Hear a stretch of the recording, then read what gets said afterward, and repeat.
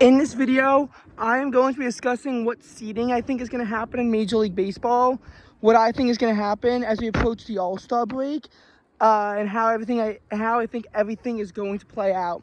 Yes, there are some games that still need to be concluded before we're technically at the All-Star break, but we're close enough, and I feel like I can make an accurate prediction video as for, what I think is going to happen heading into the second half of the season. So in the American League, I think that the AL East winner is going to wind up being the Boston Red Sox. And the reason why I say the Boston Red Sox is because both the Baltimore Orioles and the New York Yankees have been struggling as of late. As we head into the All-Star break, the Yankees actually won a series against the Orioles. But it was their first time since the mid-June series against the Kansas City Royals that the Yankees were able to win a series. So they have been on a very bad slump. They lost 2 series to the Red Sox. They lost a series to the Orioles. They split with the Blue Jays. They lost a series to the Tampa Bay Rays. They got swept by the Mets. There was some other series loss, and then they got swept by the Cincinnati Reds, of all teams. So I think that they're not looking good. And while the Orioles are supposed to look really good and kind of take away from that, the Orioles want to struggle too. This win, which, by the way, that hit had a 99% catch probability, so they very likely would have gone out on that play and be entering on a 6-game losing streak. They got swept by the lowly Cubs before they lost a series to the Yankees, a team that's not very good. So I see both of these teams kind of fizzling out. Meanwhile, the Red Sox were on fire to launch themselves into this position, considering that they were at 500 just a month ago. And, they look really dominant, and they've been gaining ground steadily. They've been steadily gaining ground. Like, they're going to be 4.5 games back in the division heading into the All-Star break, and you look at everything, the Red Sox really have everything laid out in front of them. So I think the Boston Red Sox are going to win the division. I think both the Orioles and Yankees will make the wild card, and I think that the other wild card spot is going to be the Twins. I'm not going to actually assess seeding right now. I'm just saying who I think is going to do it. I think that the Yankees and Orioles, while they won't be able to win the division, they're both still good teams that will make it as a wild card, because yes, even though they're fizzling out, they're both heading into the All-Star break with their win total in the high 50s. So they're entering the All-Star break on nearly 60 wins. I think that they should be able to make it in. And the Twins right now are 54-41. So even though I in no way do I see them catching up to the Cleveland Guardians, I see them staying relevant in a wild card picture. I think that they will be getting a wild card spot. As for the AL West, I really, really want to say the Seattle Mariners on this one. First of all, I could be going to college in Seattle, so that automatically opens up a soft spot for the M's. The M's have also never made it to a World Series, and it'll be really cool if they could finally make it to one, especially considering how the 2001 Mariners really wasted an opportunity.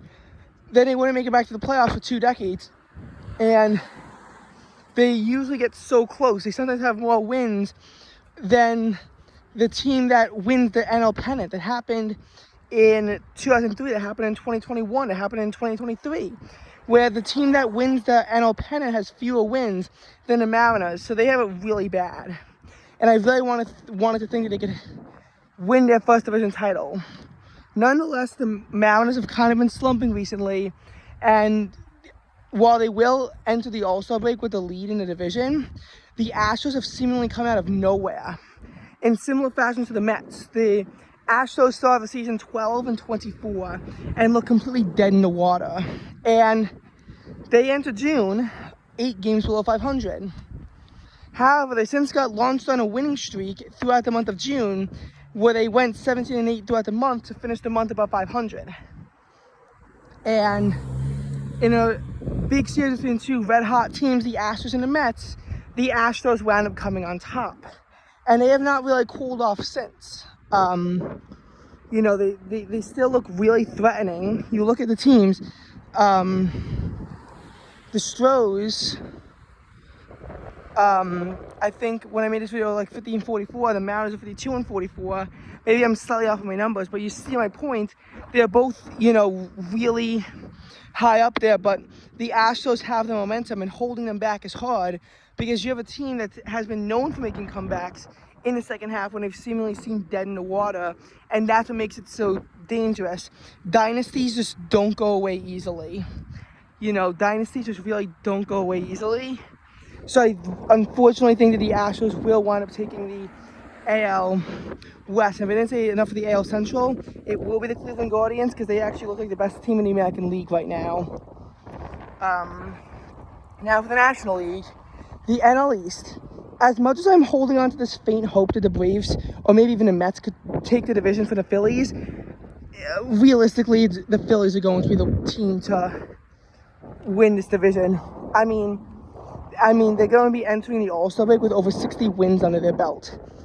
People really think the Phillies are going to make and even win the World Series, but I kind of doubt that. First of all, the Phillies have postseason experience, but they always have this experience playing from behind. Once they're actually the favorites, they choke. We, you know, saw this in 2023 in the NLCS. How do they choke to the Diamondbacks? Because they're really good from playing as the favorites. Once they're underdogs, they kind of struggle. I mean, they beat the Marlins, but come on, it's the Miami Marlins. They shouldn't have even been in the playoffs. So you look at that, and then you realize that the Phillies are just, you know, like not a great, they're just not a great team when they are actually the favorites. I think that they could have a short postseason, but as we're winning the division, they're probably gonna do it. I mean, they just had a commanding sweep of the Dodgers, and right now the series split with the Athletics, so I don't know how that's gonna go. But I mean, like, I'd say that it would be funny if like the Dodgers swept them, but with the Phillies sweeping the Dodgers, kind of have to give it to the Phillies at this point. Even though it's choke job will be hilarious if they could. As for the Dodgers, I think that they will win the NL West, just seeing as how they always do. And for the NL Central, I think it's going to go to the Milwaukee Brewers, because I think that the Cubs have fallen out of it. Even though they swept the Orioles, they still really just fallen out of the playoff picture. Really, their series loss to the Mets in June just killed them. The Cincinnati Reds, I think, have also sort of fallen out of it. You know, I mean, like the Cardinals are looking pretty good, but I don't see them actually making it. And besides, I really think the Cardinals are going to fizzle out too, and I will factor into my predictions. And the Pittsburgh Pirates have good pitchers, but they really can't do that much with them. Now, as for the wild card teams, I think that the Atlanta Braves are going to be a wild card team. I mean, they're not playing well, but they're still playing pretty good. I think that the New York Mets are going to be a wild card team. And I'm not even saying this as biased as a Mets fan. Like, they've actually been killing it. You have to realize that when they went 9-19 in May, they were injured. They might have started off 0-5, but then they went up to 12-8. Before Francisco Alvarez got injured and was out until mid-June. But you have to realize at the end of May, they got Luis Torrens from the Yankees, who's a great backup catcher to Alvarez, and you can pretty much alternate between the two of them pretty freely because they're both pretty good. The hitters on the Mets have gotten a lot better since mid-May, and their bullpen problems seem somewhat resolved. And when they fell into that 2-5 mini slump, you have to realize Edwin Diaz was serving a 10-game suspension when it happened. So it made sense that the Mets would lose games. I mean, the Mets might lose this game to the Rockies because Quintana is god inconsistent. Because while he has shown really good outings, he's also shown incredibly poor outings.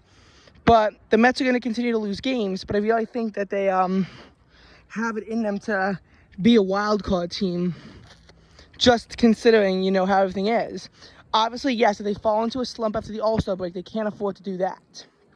But the Mets being guaranteed to be in a playoff spot at the All-Star break is really going to shift some momentum over to their side.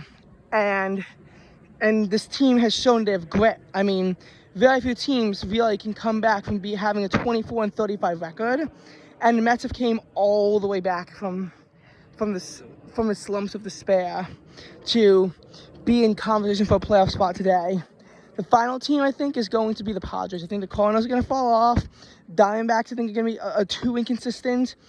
Really don't trust a lot of the other teams. I think it will be the Padres, because they seem to be this team that has always given me like 6 seed kind of vibes. I think they will just make it into the playoffs because they have a lot of talent on the team.